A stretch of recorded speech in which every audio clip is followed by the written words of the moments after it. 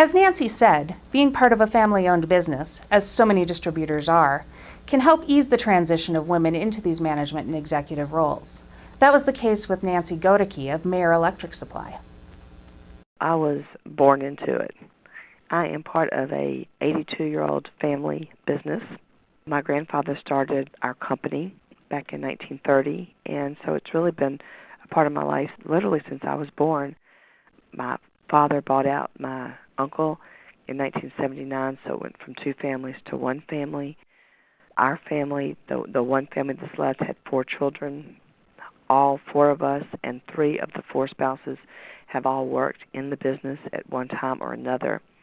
Worked in the business summers, holidays, weekends, through college, went to college and began my career after teaching school for a year. I went to work at a company up in Grand Rapids, Michigan. It was Litcher Electric. It's now Crescent Electric, and started doing a variety of activities, involvements in Litcher Electric, and really started in the sales arena.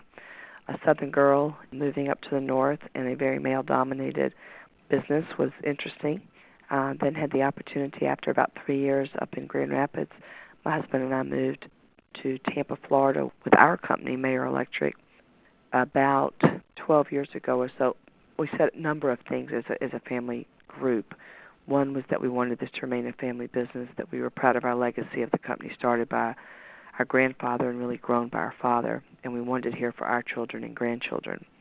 The second thing we said as a group was that we wanted the best person to run the company, the day-to-day operations, whether or not it was a family member, which is very different from many family businesses that just say the son or son-in-law or daughter-in-law is going to run the business. And the third component of our agreement, was that ideally we wanted a blood collat, which is my maiden name, to be chairman of the board.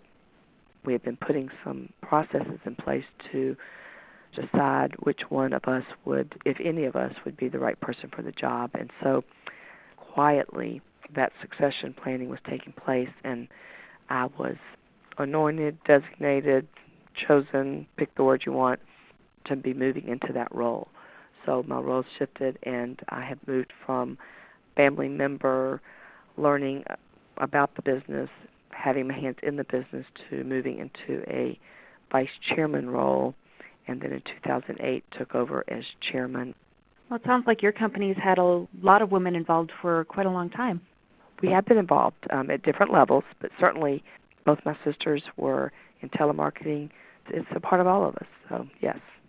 So how different is the industry today from when you began?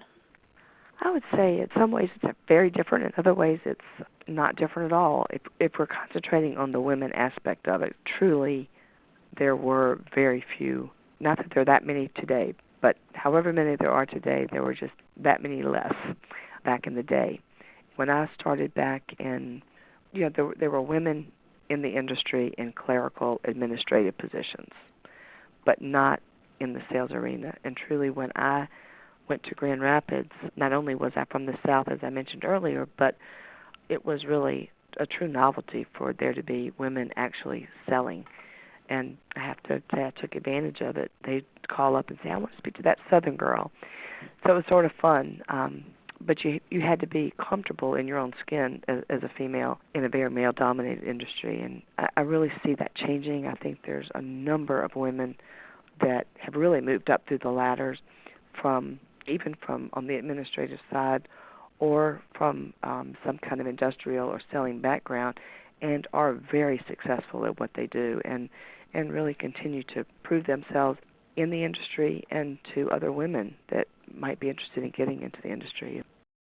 But being a family member doesn't automatically make the challenges go away. Here's Kathleen Durbin, CEO of General Industrial Toulon Supply, on her experience of taking over the company with her sisters from her father.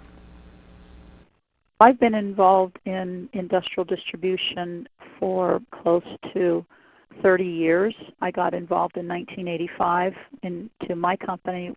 It's a family business.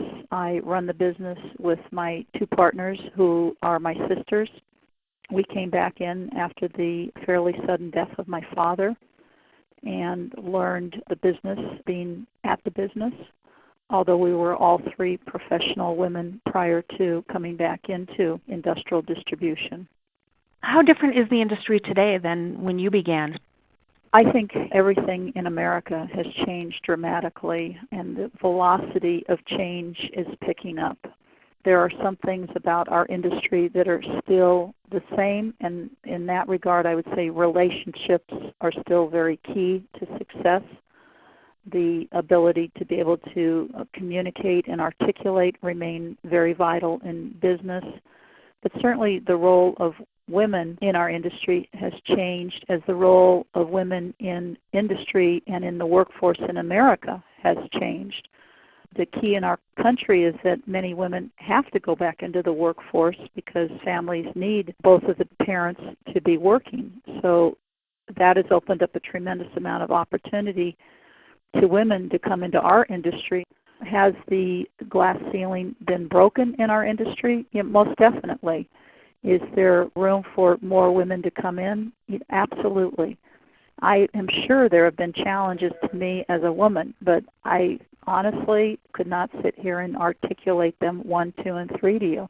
If there were challenges, I would say they were more within my own organization, the acceptance of my father's peers to have his daughters come in and start to reconfigure their business or improve the business or focus on sales skills or internal processes or bring the business up to technological standards. I mean, those to me were the real life challenges that I had to deal with. I felt that this industry as a whole always embraced the contributions of women. Women are also a minority in the manufacturing industry. According to the Bureau of Labor Statistics, women made up about a third of manufacturing employment in December 2012. When you break it down, women make up 23% of durable goods manufacturing employment and 34% of non-durable. To fill the skills gap, the Manufacturing Institute, which is an arm of the National Association of Manufacturers, is focused on highlighting this segment of the workforce.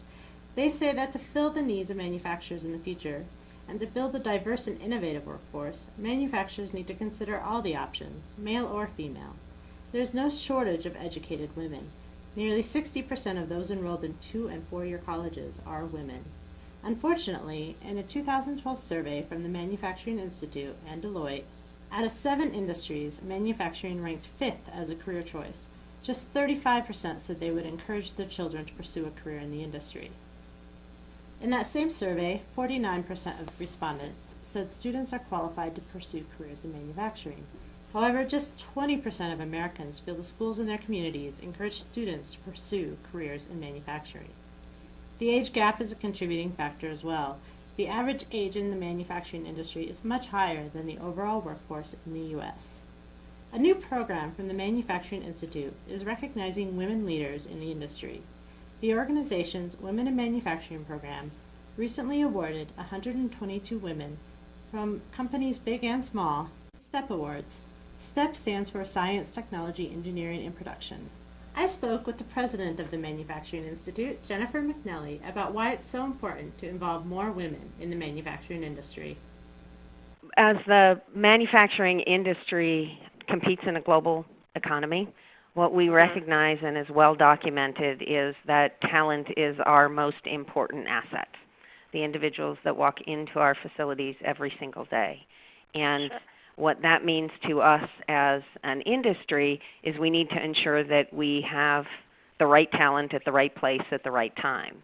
And part of what we recognize in the manufacturing workforce is that our strength to innovation, which we consider a human element, it's the people element of the secret sauce of manufacturing, is that part of the benefit of innovation is diversity in our workforce.